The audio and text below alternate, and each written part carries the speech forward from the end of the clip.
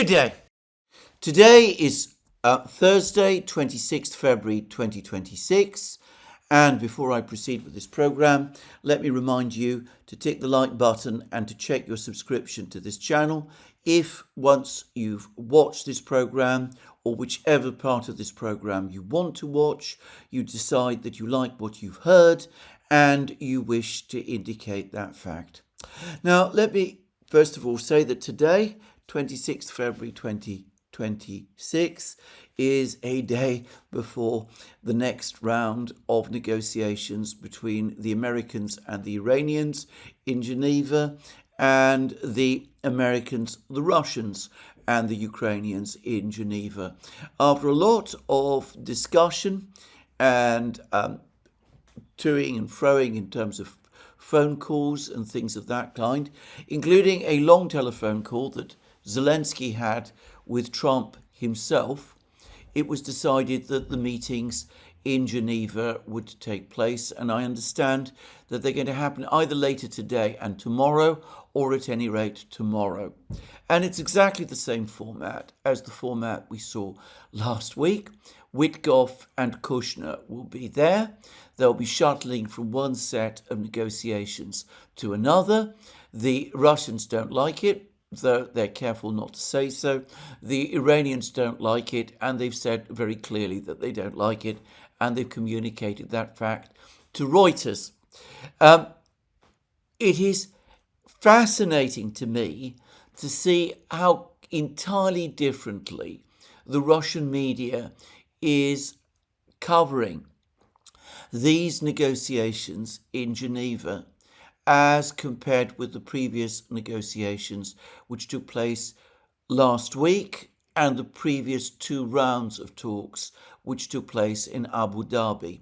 Whereas previously the Russians had given a lot of time, a lot of effort to talking about the negotiations, discussing the fact that at the last meeting Medinsky was again leading the chief Russian negotiators, exploring the negotiating positions of each side, all that kind of thing. This time, the Russian media are barely reporting the fact that these negotiations are about to take place. That makes me think that what happened on last Wednesday, Tuesday and Wednesday of last week, basically was the setting out by the Russians of the position that they insist on taking. They expect the Ukrainians to withdraw from Donbass. They expect the Ukrainians eventually to withdraw from Zaporozhzhia and Kherson region. The Russians have again gone out of their way over the last couple of days. Lavrov, the Russian Foreign Ministry spokesman, all sorts of people. They again set out all of the terms and conditions of Istanbul Plus. They're not going to retreat from any of that. They're waiting for the Ukrainians to do so. And presumably, probably the next round of the negotiations that is going to take place probably tomorrow, it's just another round as far as the Russians are concerned. They will keep turning up to meetings until the Ukrainian position starts to crumble, the Ukrainian diplomatic position starts to crumble as the front lines crumble, or alternatively, until there is a change of power or a political crisis in Kiev.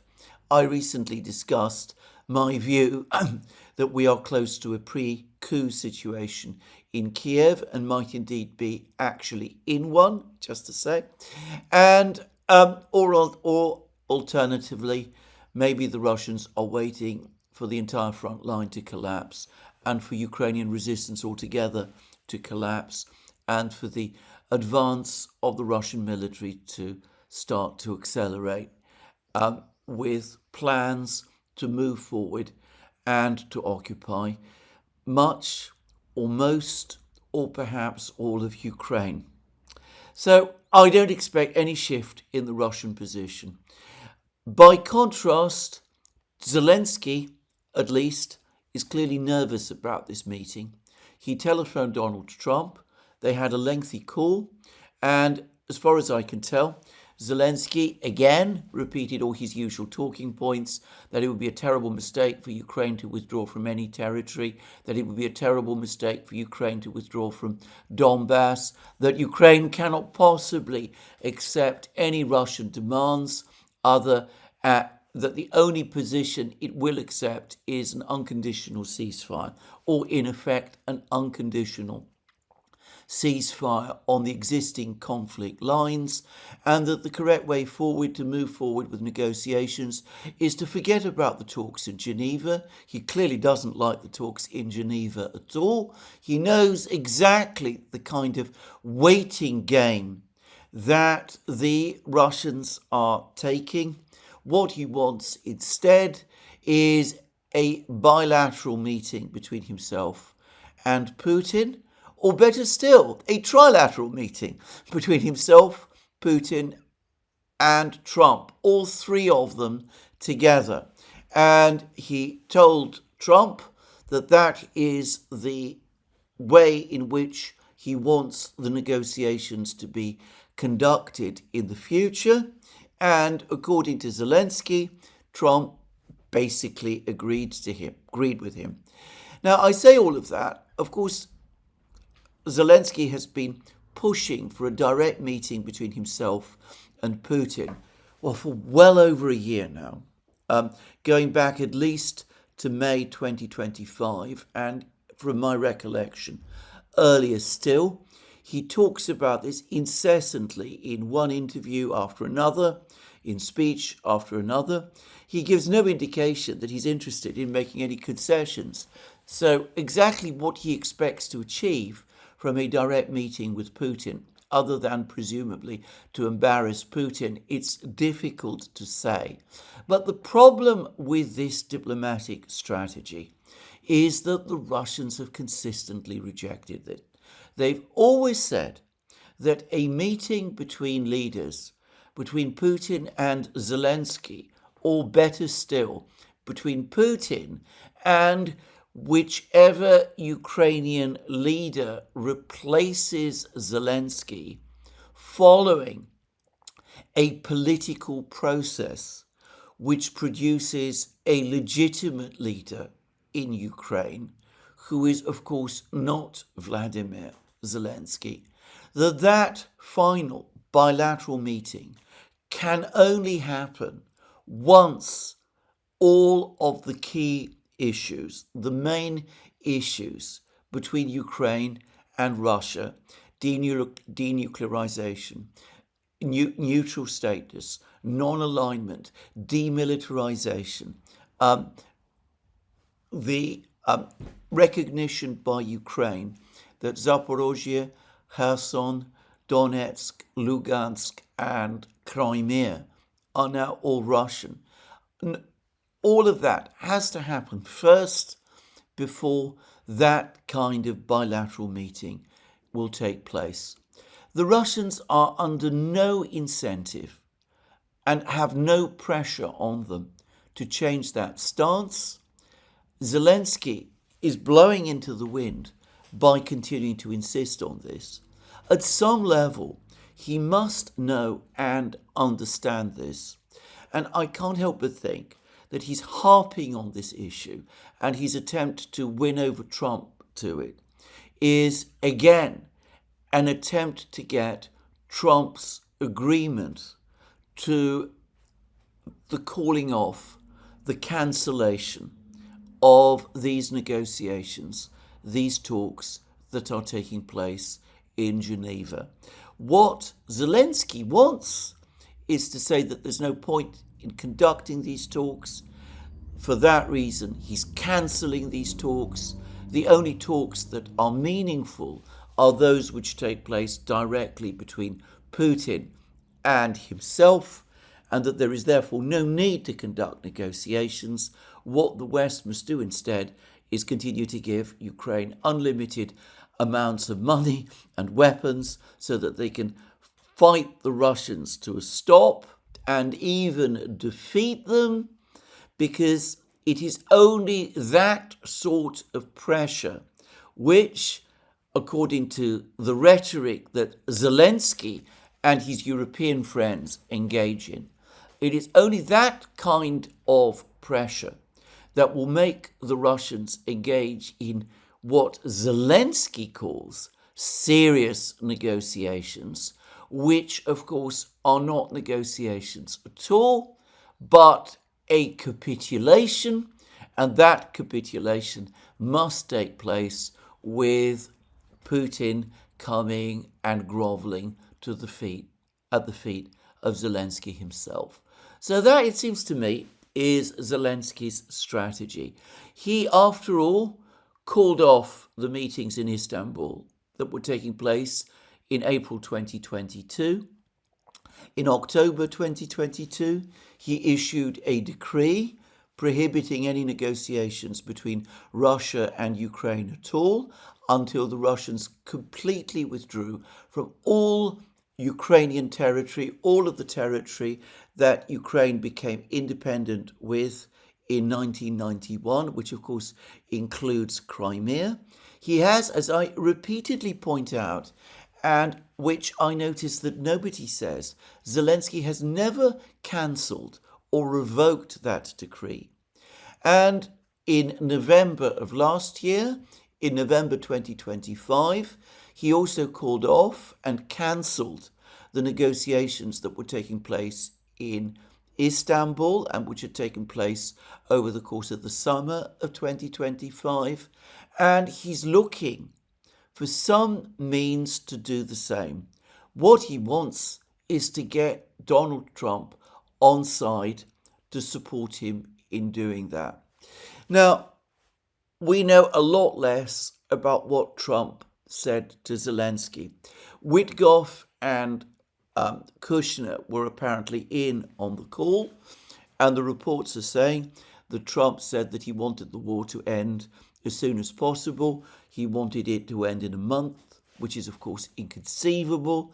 Zelensky apparently said that a more realistic timetable is by the end of this year. Perhaps that's also true.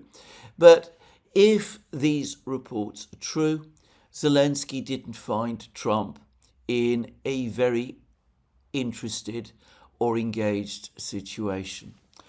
And I suspect that this is altogether the truth at the moment. Donald Trump has a great deal on his plate at the present time. He's had the decision by the Supreme Court on the tariffs. He has some reason to be concerned about the slide in his poll rating and the likelihood that there will be a major defeat for the Republicans in the midterms in November. He's also weighing decisions about whether to attack Iran. He has this enormous fleet gathered around Iran, the warships in the Arabian Sea. I discussed this all at great length in my program yesterday. That must be for him at this moment in time a more pressing priority than Ukraine. And of course, he's got to think about the fact that in March, according to his own timetable, he is meeting with Xi Jinping in Beijing. Donald Trump has limited bandwidth. I don't think most people would dispute that. He's got an awful lot of very pressing things on his table. I don't think that Ukraine is his major priority. The conflict in Ukraine is his major priority at the moment. Since I've started by discussing these talks in Geneva, I may as well say that I think the main diplomatic action will not be at the Russian-Ukrainian-American talks. It will be at the American-Iranian talks, the meeting between Witkoff and Kushner and Iran's Foreign Minister Araghchi and their respective delegations. And the word out in Washington is that Trump has said that the decision whether there will be an attack on Iran or not depends on whether there's progress at the talks between Iran and the United States tomorrow, and it will be, in effect, Witkoff and Kushner who will be making the decision. Now, I have to say that to me, that is an incredible abdication of responsibility for the President of the United States, of all people, to delegate a decision of war and peace on his diplomatic representatives, on his negotiators, seems to me an extraordinary retreat from responsibility. It's a sign again of the stress that Donald Trump is under about this war, as he comes to realize that none of the options that he faces are good, and that the risks of pressing forward with the war are very high, and that the risks of retreating and doing a deal are, politically speaking at least, very high also. But I have to say that I think it's extraordinary, I would almost say shameful, that the President of the United States should be delegating questions of war and peace to a friend of his, however trusted, who is ultimately a real estate developer in New York, and to his son-in-law, who not only does not have an actual official role in the American government, but whose experience also, it seems to me, derives ultimately from real estate deals done mostly in New York. Just saying.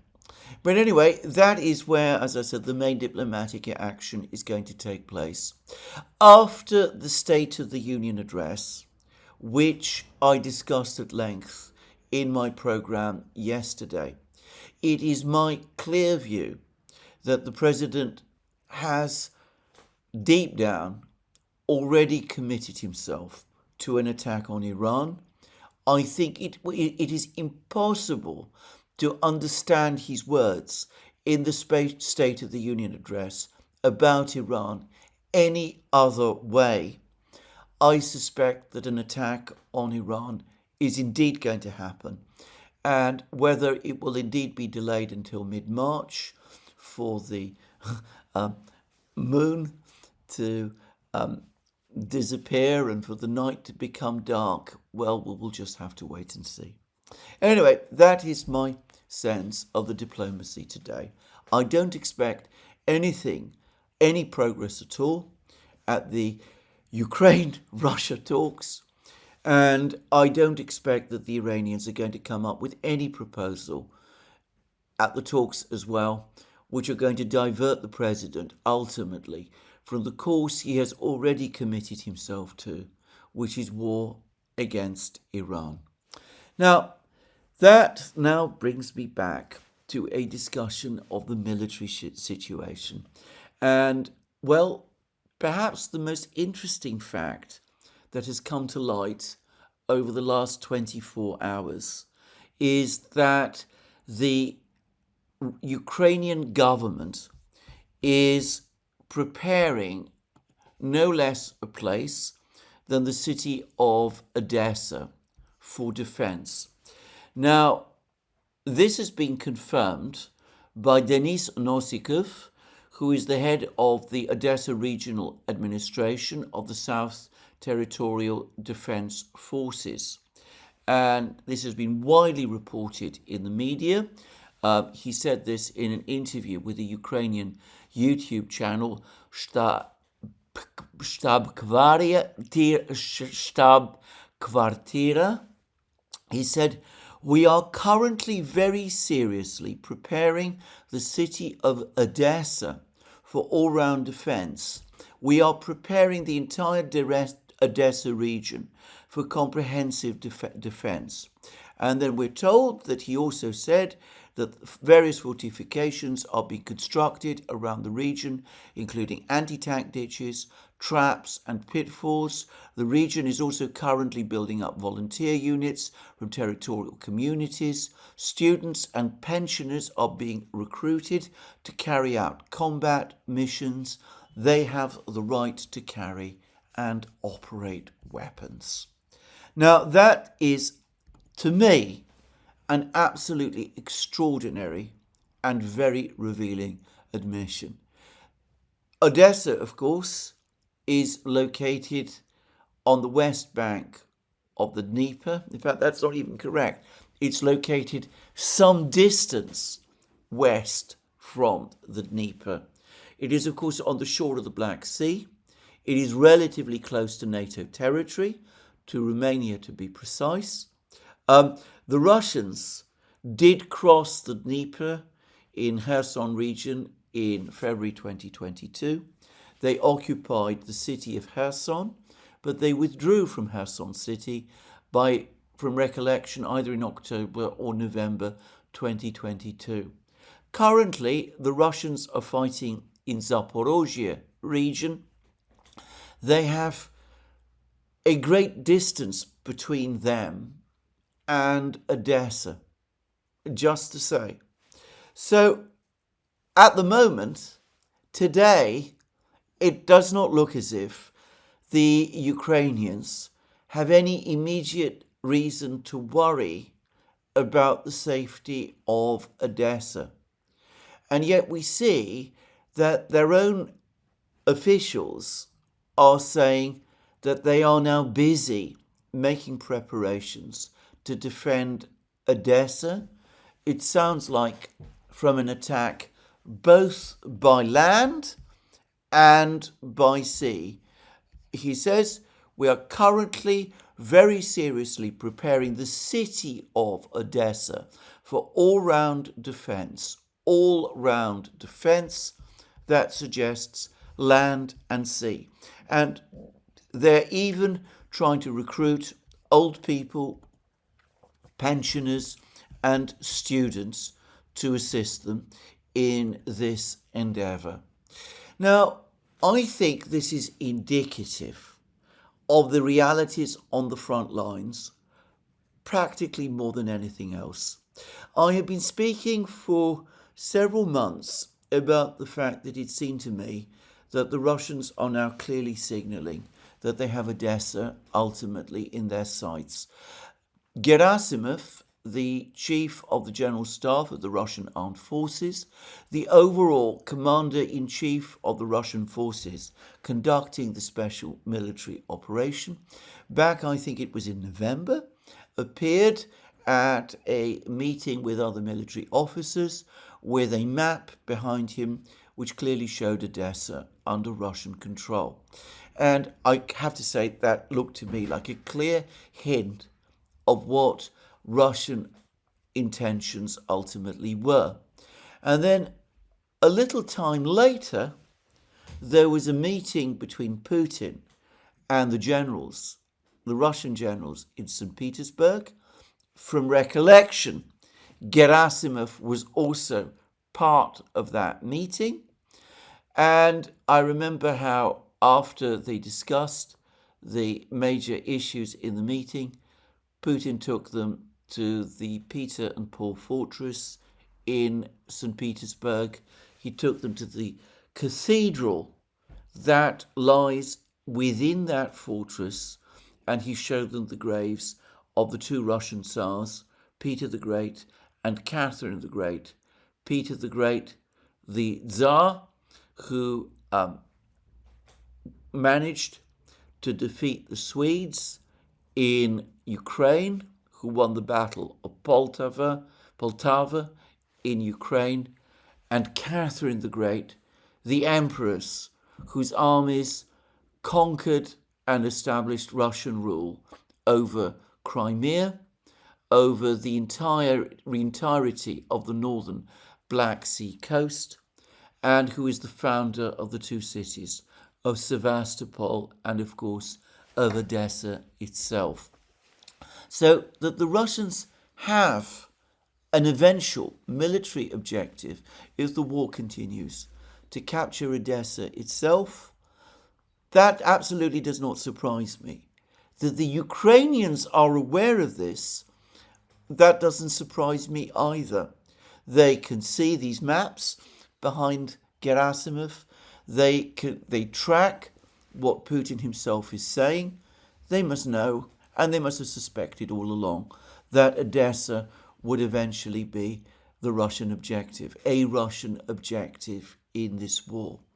But the fact that they are now taking steps to fortify Odessa clearly indicates that they do not have much confidence of their long-term ability to defend positions east of the Dnieper, or indeed to hold the line of the Dnieper itself. They obviously calculate that at some point, at some unknown time, but perhaps a fairly proximate time, the Russians will not only reach the Dnieper in Zaporozhzhia city, maybe in Dnipro as well, but that they will also cross the Dnieper. They will reoccupy Kherson city on the west bank, and they will drive westwards towards Odessa itself. And I said that Novikov is talking about an all-round defense of Odessa, and that means defending Odessa from the sea, from amphibious attack by sea, but it also means defending Odessa by land, and specifically from the north, and specifically from any Russian army advancing on Odessa from the north, an army that might have crossed the Dnieper in Zaporozhzhia or Dnipropetrovsk regions, that might have moved westwards, perhaps first taking control of the cities of Nikopol and Kryvyi Rog, just saying, and perhaps attacking Odessa from the north in the same way that the Red Army did during the Second World War. Anyway, I found this most indicative, and again, it's likely that the Ukrainians are taking all of these steps.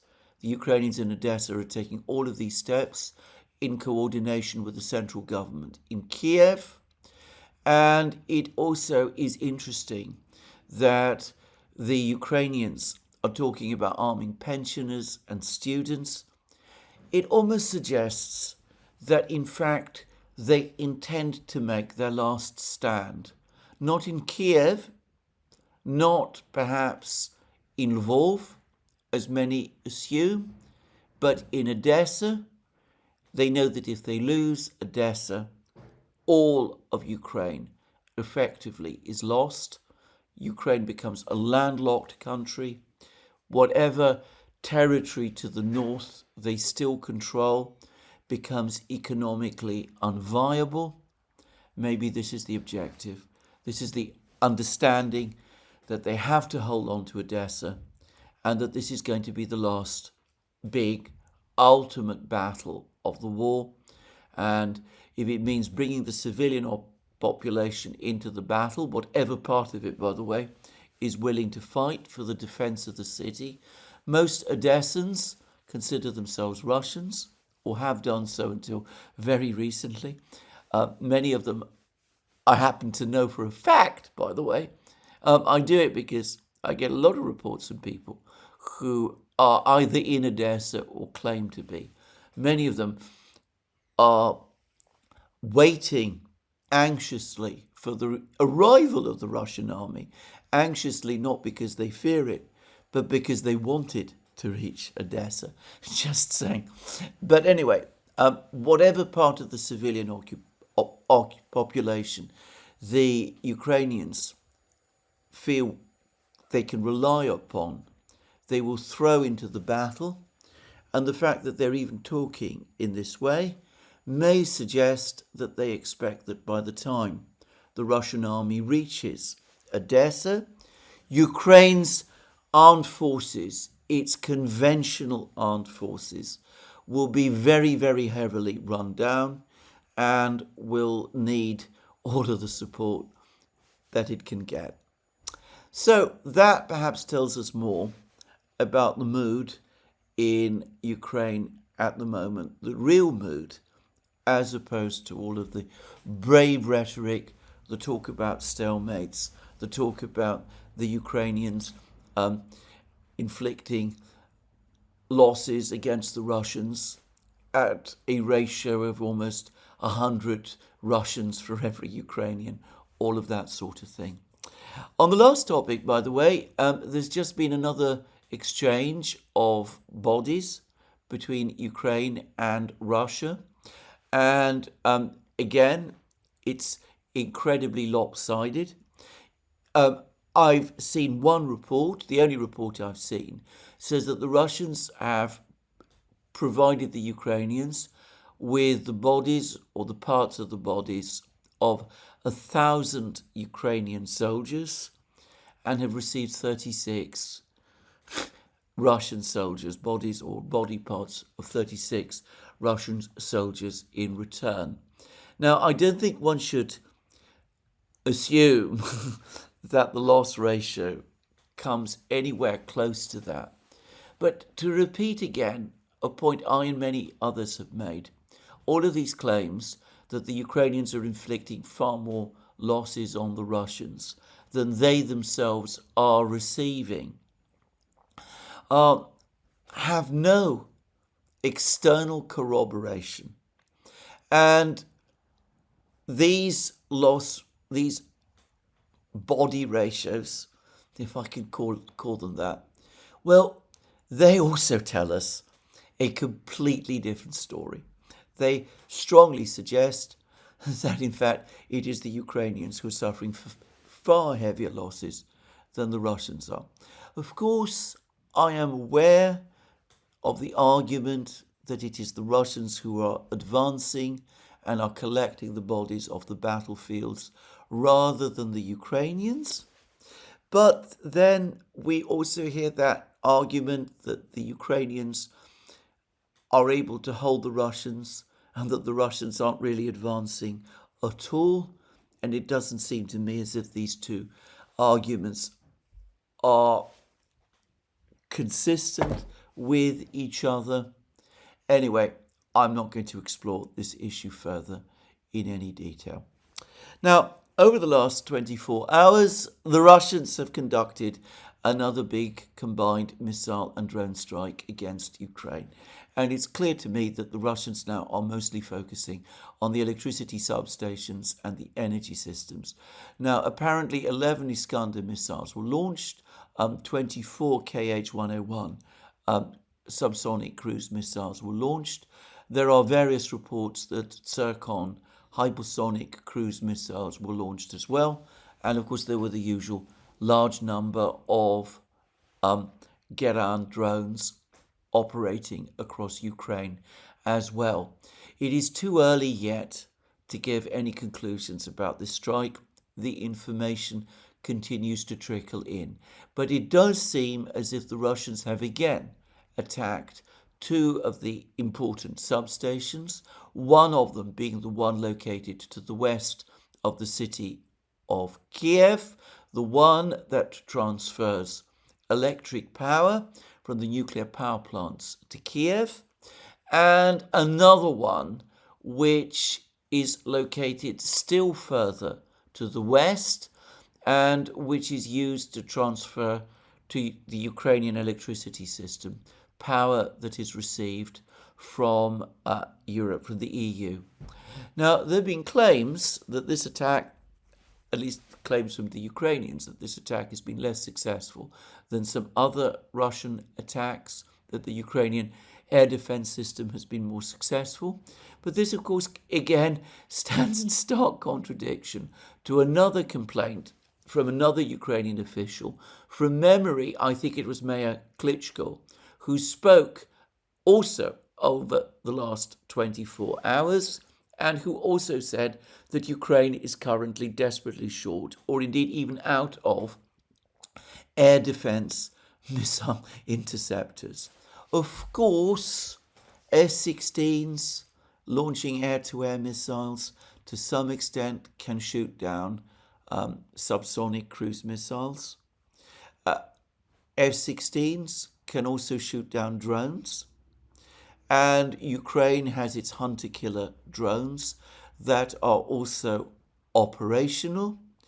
This, however, would be more effective in western Ukraine than I suspect around Kiev itself. I suspect that the Ukrainians will be very, very wary of deploying fighter jets around Kiev, because any Ukrainian fighter jets trying to defend Kiev from missile or drone strikes are easy targets for Russian long-range missiles operating from Russian border, from across the Russian border, from across the Belarusian border, and by the way, Russian fighter jets operating in eastern Ukraine as well. Incidentally, I've noticed an interesting thing. It is a long time now since I saw any reports of successful shooting down by Ukraine of any Russian aircraft. Just saying, even though the Russian Air Force continues to remain extremely active and continues to bomb Ukrainian positions with FAB glide bombs in all sorts of places across the battlefronts. I'm going to express my guess.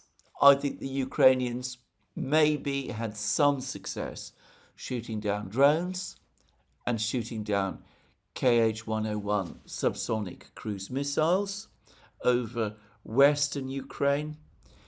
I doubt that they were very successful doing that in Kiev itself, but I don't think they have any capability to shoot down either Zircon hypersonic cruise missiles or Kinzhal cruise missiles. It seems to me that the Russians are still working up towards the big strikes that are going to come, the ones that will also use Oreshnik missiles, the ones that will knock out completely the substations, and a single Oreshnik launched against any one of these electricity power substations would be certain to destroy. The Russians are working up to the position when they're going to do these things. They want the Ukrainian energy system in a condition of permanent crisis until the point when that final big attack is launched. Because, of course, they don't want to strike an intact energy system with one big attack, because if the energy system before that attack is in large-scale operation, well, at that point, the system might be more easy to repair. Just saying. So the Russians are steadily degrading the system until the big knockout blow, the one that will use the Oreshniks, comes. And on the topic of the Oreshniks, by the way, the media in Russia continues to be full of reports about an Oreshnik 2 that is also in the process of being prepared, and that's the follow-up missile to the Oreshnik. I'm a little skeptical about these reports, I should say. It's not like the Russians to develop a replacement to a missile that they've just put into production so soon after it has been put into production. That tends to disrupt the production run. And the thing about the Russians is that they always understand the advantage of mass, even if an Oreshnik 2 is much more powerful than an Oreshnik 1, they will probably say to themselves, better 10 Oreshnik 1s than one more powerful Oreshnik 2. So anyway, I'm a little skeptical about these reports, but we shall see. Anyway, the attacks on the energy system continue. And the attacks across the conflict line continue as well. The advances, the Russian advances along the conflict line continue too. Now, we've been privileged on the Duran to have had a recent discussion with the exceptional Australian analyst, Willie O.M. We did a live stream with him today. If you go to the Duran, you can follow what he said there. And he, speaking, by the way, as a person who is very sympathetic to Ukraine, who makes no secret of his preference for a Ukrainian victory in this conflict. Anyway, he, as a former military person, explained the logic of attrition war, perhaps better than I've seen it explained by anyone else up to this time. And he also brought in the whole issue of Clausewitzian thinking, which I've discussed many times in these programs, and which we discussed extensively right at the start of the special military operation, Alex and I on the Duran. And anyway, Willie O.M. made what I thought was an extremely powerful point. He said that in the West, planners tend to prepare for the battle, the one battle. Whereas in Russia, Clausewitzians as they are, they plan for the war. It's a fundamental difference in philosophy, in military philosophy, and it explains why there is this inability in the West both to grasp Russian strategies and also why the Russians have this ability to churn out weapon systems in almost limitless quantities and to recruit huge numbers of forces, and why in the West we don't have the ability to do either of these things. Because in the West, we are now conditioned to think of a war as an event that is going to last a few weeks or months at most, whereas the Russians, on the contrary, because they think of war, see war as something that is fought for a long duration and which can indeed take years. And to repeat a point that I made previously, many times, if you think in this perspective, if you think of wars rather than battles, then to repeat a point I've made many times, 4 years is not a long war. Catherine the Great's wars, for example, to capture what many people would say was southern Ukraine and Crimea, took a lot longer than 4 years, even though, of course, obviously those were wars that were fought a long time ago.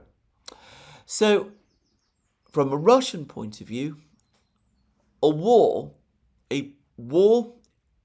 to which every other part of strategy, what creates grand strategy, economics, diplomacy, all of that is mobilized, is intended to achieve a complete and total victory.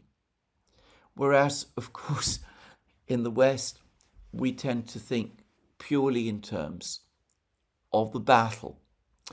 And if you are the Russians, and you want to get to Odessa, which is what the Ukrainians now fear, then of course the best way to do it is to conduct exactly the kind of attrition war that the Russians are currently conducting, because you don't just want to get to Odessa, but you want to make sure that when you reach Odessa, not only is enemy resistance enfeebled, but that the enemy no longer has the ability, once Odessa and all of the other places are lost, to continue the conflict through some other means.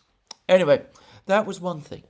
Now, the other report, the other discussion that I saw, which I found extraordinarily interesting, is another one in the long commentaries, the long series of commentaries provided by the Russian military analyst Sergei Poletayev. And he made exactly the same point, that for the Russians, the war, the way the Russians are conducting their military campaign, is to exhaust the enemy, to exhaust the enemy's army, to exhaust the enemy's ability to continue fighting. And according to him, the Russians made significant progress, very significant progress in that direction over the course of 2025. He made the point that at no point during 2025 were the Ukrainians able to launch a strategic offensive like the Zaporozhzhia offensive of 2023, the Kherson and Kharkiv offensives of 2022, or the Kursk offensive of 2024. Already that is a clear sign of exhaustion. But on the topic of advances, he also made the further point, which again I think many people overlook, which is that over the course of 2025, Ukraine lost the second biggest urban conurbation in Donbass, which was still under Ukrainian control.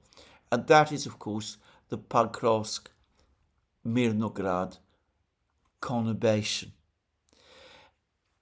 The remaining biggest urban conurbation in Donbass, still under Ukrainian control, Slavyansk and Kramatorsk, is the only remaining urban conurbation in Donbass which is still under Ukrainian control. And not just Poletayev, but a string of Western commentators, including the Institute for the Study of War, have pointed out that this last urban conurbation, still under Ukrainian control, Donetsk, Lugansk, in Donetsk and Lugansk, Slavyansk and Kramatorsk, the cities of Slavyansk and Kramatorsk, represent the final big fortified Ukrainian defense line. It is because the Ukrainians can sense that this fortified defense line is soon going to fall, and that probably this year the city of Zaporozhzhia is going to fall also. It is for these reasons that they are now fortifying Odessa. Anyway, let's turn quickly to the situation on the front lines. There's been less news from Zaporozhzhia region. I believe myself that the Ukrainian offensive in northeastern Zaporozhzhia region, to the extent that it ever existed, has now run out of steam. I saw a report on Radovka which basically said that what has happened is that the Ukrainians occupied positions in open fields in this area, but were never able to actually capture the Russian-controlled villages, which would explain, by the way, why we have no footage from them. Interestingly, the Ukrainians themselves released footage today of a drone attack on Ukrainian troops, on Russian troops in the village of Ternovata, which confirms that the Russian troops are still on the territory of Ternovata, which contradicts Ukrainian claims that they have recaptured that village and corroborates Russian claims that they still control that village. Just saying. But I get the sense that this Ukrainian offensive, to the extent that it was ever real, has basically now mostly run out of steam. By contrast, the Russians continue to push westwards towards the town of Orekhov itself and are in the process of capturing the remaining cluster of villages east of Orekhov and east of the remaining big supply route to Orekhov from the north. So it seems to me that Ukraine's operational crisis in Zaporozhzhia, far from being eased by this offensive, is actually about to get worse. But if we go elsewhere, if we now look at the situation in Konstantinovka, well, there I think it is becoming increasingly clear that the Ukrainians are not looking forward to a crisis. They are already in a crisis. There are many claims, many reports that the Russians have destroyed a dam near to Konstantinovka, which has caused heavy flooding, which has also cut off the supply roads. There are reports that a lot of the territory that the Ukrainian troops in Konstantinovka, in southwestern Konstantinovka, are now in a very critical situation, and that the Russians are expanding within Konstantinovka fairly rapidly now, the territory that they control. And, well, to say it again, Konstantinovka is one of the major remaining fortified positions that the Ukrainians still have, anchoring the Slavyansk-Kramatorsk conurbation, the last major Ukrainian defense line, and it is falling. And I also saw a very interesting report on his website, on his YouTube channel, by Scott of Calibrated, in which he discussed the similar situation that's playing out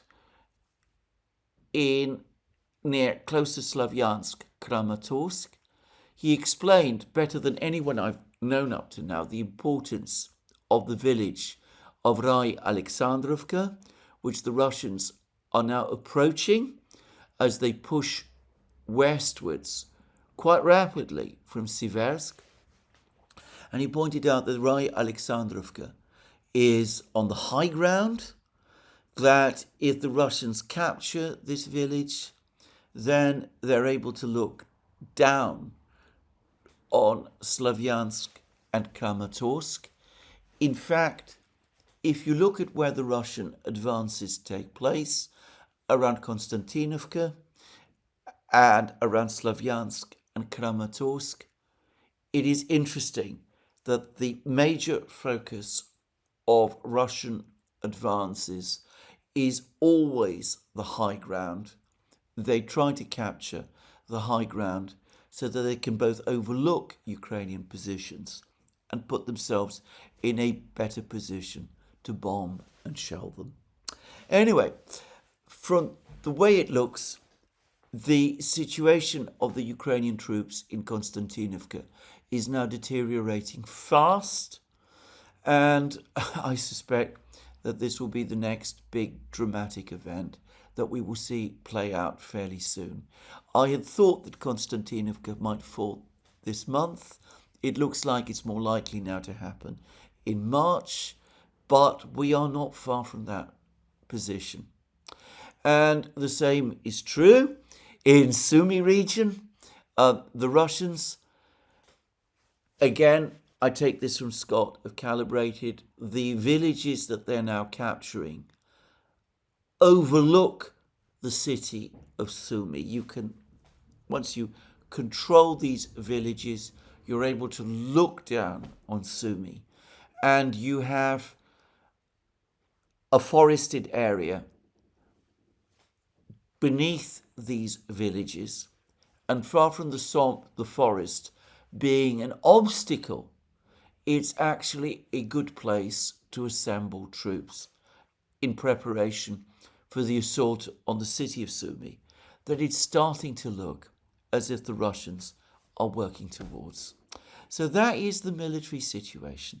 And again, people who say that it's deadlocked or in stalemate, or that the Russians are losing dozens of men for every Ukrainian, or scores or hundreds of men for every Ukrainian soldier that dies, well, I think that none of this has any connection to the truth.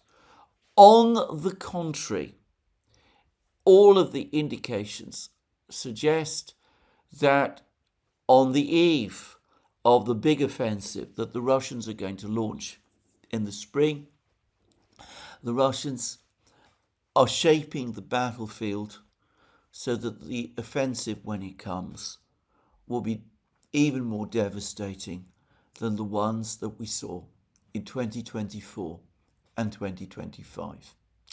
Well, anyway, there it is. That is what I wanted to say about the situation. I will just repeat a few quick points that Willie O.M. also made. He said that perhaps the most reliable way of tracking losses is to look at equipment losses, look at the numbers of self-propelled guns that the Russians are destroying, the Ukrainian self-propelled guns and other armoured vehicles. And by the way, I've myself noticed that Ukraine seems to be running very short of those now. And we see fewer and fewer of them on the actual front lines. And that apparently is a important metric, but all of the incontestable, the factual metrics clearly all point in the same direction, to an attrition war that is causing enormous crisis for Ukraine. Now, we have a diplomacy that is stuck, a president in Kiev, Zelensky, who is utterly intransigent and is determined to continue the war. There remains the question of whether there will be a push over the next few weeks to bring him down, weeks or months to bring him down. I do sense that this is a more critical situation than we've seen for a long time. I think that Zelensky did face a serious challenge from Zaluzhny, Klitschko and company back in the spring of 2024, but because of Western backing, he saw it off. I expect that once places in Donbass, places like Konstantinovka, start to fall, we will start to see a resumption of the mood of crisis in Kiev that we saw in the spring of 2024. Zelensky doesn't seem to have the unqualified support of the United States, which he did when the Biden administration was in office. He still has the support of the Europeans. Whether that will be enough to carry him through remains to be seen. But I get no sense at the moment that European policy on Ukraine, on the conflict, is about to change. I'm aware that there are some people like Macron and Meloni who talk about beginning negotiations with the Russians. Anatol Levin has written another piece about the importance of beginning negotiations with the Russians. They were talking about doing this in December. Nothing has happened. They haven't yet appointed a chief negotiator. Macron sent some kind of representative to Moscow to talk with the Russians. The Russians have now publicly said that this representative, when he arrived in Moscow, had nothing new to say. He was repeating all the standard memes and cliches that we've heard so often from European leaders.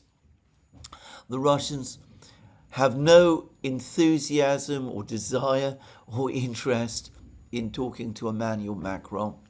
And for the record, Macron seems to be reverting, if anything, over the last couple of days to the more hardline position towards the Russians, which I sense anyway he at some level is more comfortable in. And that brings me back to the topic of my program yesterday. These rumours that have been circulating in Moscow that Britain and France have been scheming to deploy some kind of nuclear device to Ukraine. Now, I said yesterday that it seemed to me that Putin's comments at the meeting of the FSB, which took place yesterday, fell short of confirming that he believes that these rumours of nuclear weapons deliveries from the British and the French are actually true. There's been a number of curious things that have happened since then, since I made that programme. Firstly, even if Putin seemed to pull his punches over the question, other Russian officials have not. And they, all of them, talk as if the information about the British and the French thinking about transferring some kind of nuclear device to Ukraine, as if that information was true. Now, of course, I don't know whether these officials have seen the SVR's written report, which must exist, and whether they were convinced by it, or whether this is all some kind of game that the Russians are playing with us. But anyway, the Russians are talking about this continuously. They're talking about the incredible recklessness of the government in Kiev, about how dangerous it is, all of which again suggests to me that part of this story, at least, is to ram home further the point that the government in Kiev cannot be allowed to exist beyond this war. And even as the Russians themselves are talking in that way, with many Russian officials warning that if a transfer of nuclear technology is indeed made to Kiev, the Russians will react ferociously. And with the Russians also saying that they have provided all of their information to the Americans, which I find very intriguing, incidentally. And it does make me wonder what the Americans make of this information and whether they will take it forward at all in some way. Anyway, I'll return to that in a moment. But anyway, even as all of this is coming, all this rhetoric is coming from Moscow, London and Paris remain silent. The British media, at least, has barely reported this story. The British and French embassies in Moscow published what looked like very hackneyed and stilted denials. They didn't push back anywhere near as hard as I'd expected, and we have not had any comment about this, any real serious denial from senior British, French, or, by the way, Ukrainian officials, which I do find interesting. Now, if this disastrous plan, and it really would be a catastrophically irresponsible plan to transfer some kind of nuclear weapon to Ukraine, actually exists, then it is a sign of utter desperation. It must mean that the governments in London and Paris are fully aware of the true situation on the Ukrainian battlefronts and in Ukraine as a whole.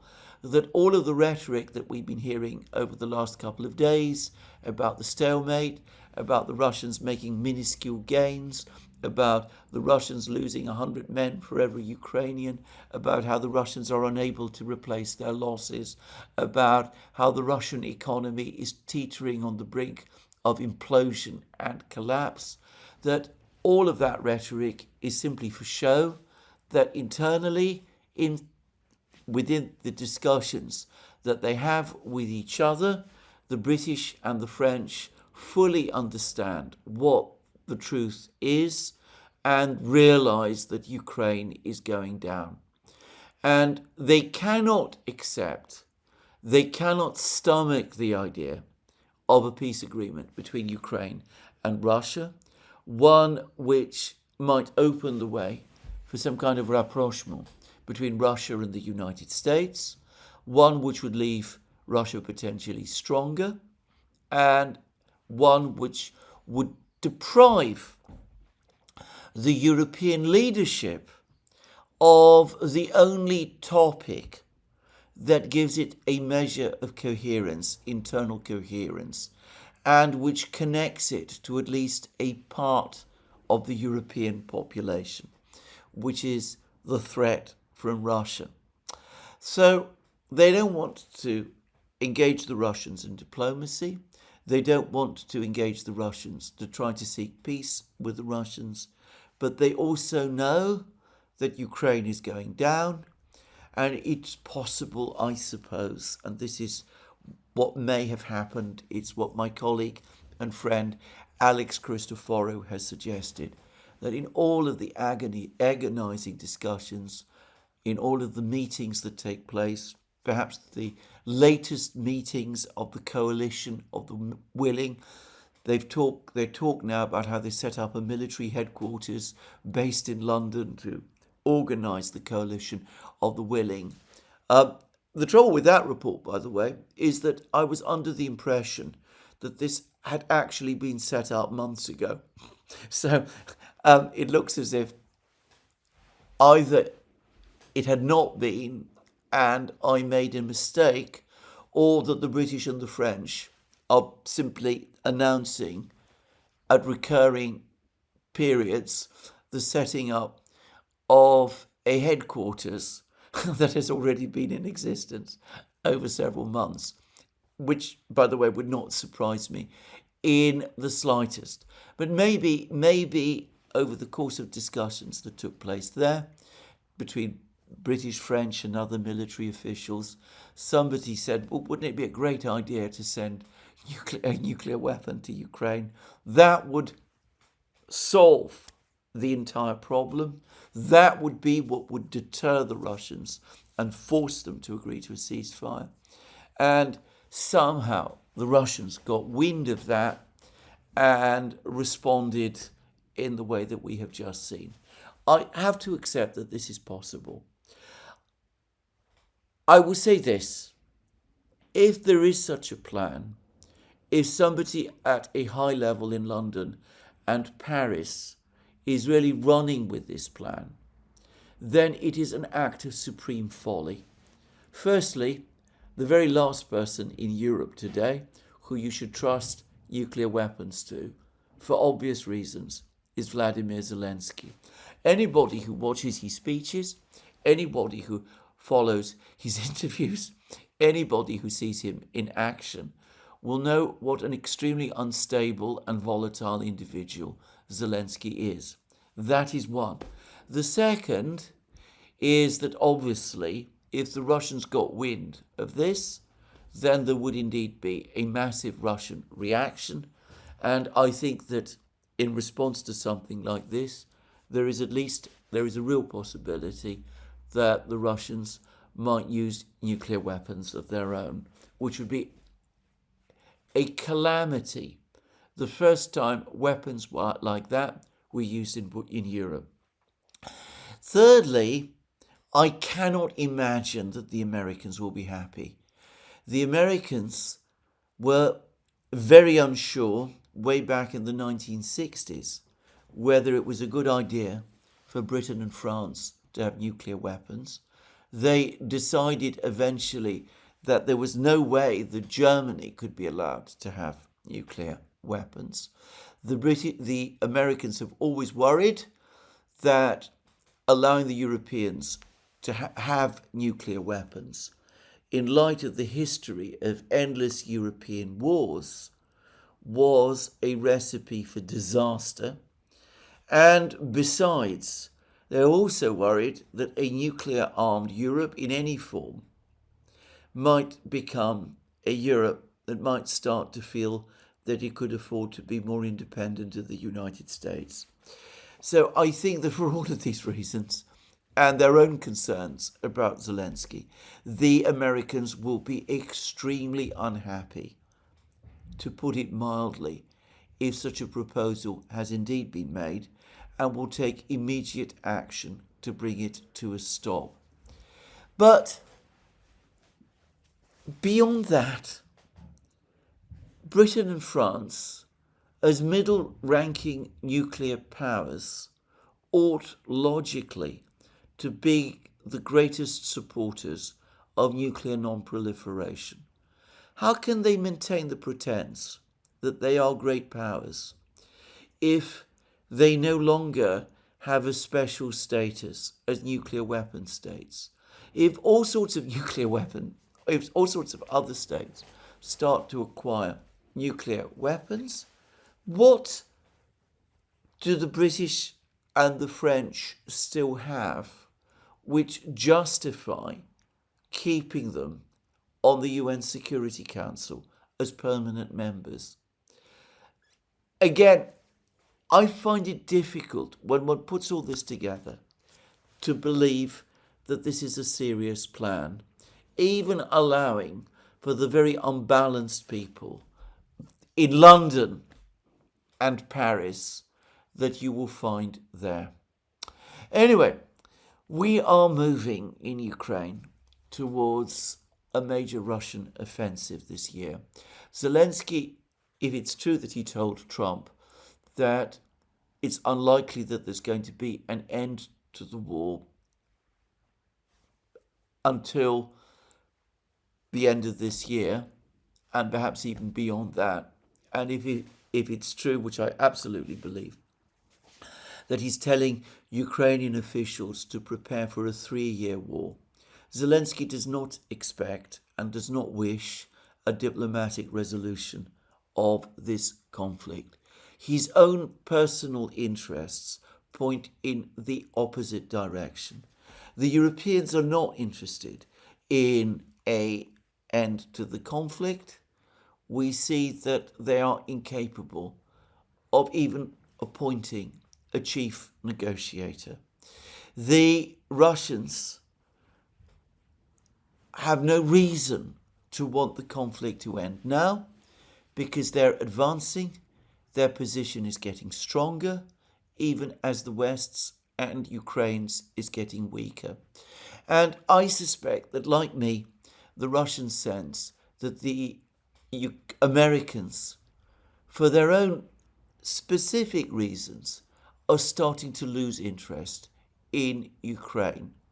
So over the next few months, we are going to get the follow-up offensive from the Russians to the major offensive that we saw last year.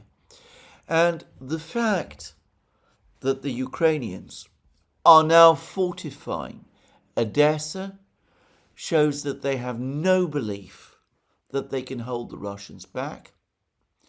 And it suggests to me that they fully expect the Russians to advance all the way to Odessa and to Ukraine's western border, and that already the priorities for much of the Ukrainian leadership is defending Odessa, which will be Ukraine's last stand.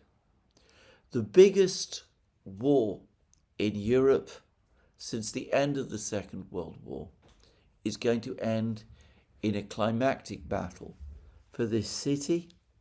At least that is what the Ukrainians are currently telling us, and perhaps that is exactly what we should expect. Anyway, that's me for today. This is where I'm going to finish today's program. Let me remind you again, you can find all our programs on Locals, Rumble, X and Substack. Links under this video. Please remember that you can support our work via Patreon and Subscribestar and by going to our shop. Links also under this video. Last but not least, if you've liked this video, please remember to tick the like button and to check your subscription to this channel. That's me for today. More from me soon. Have a very good day.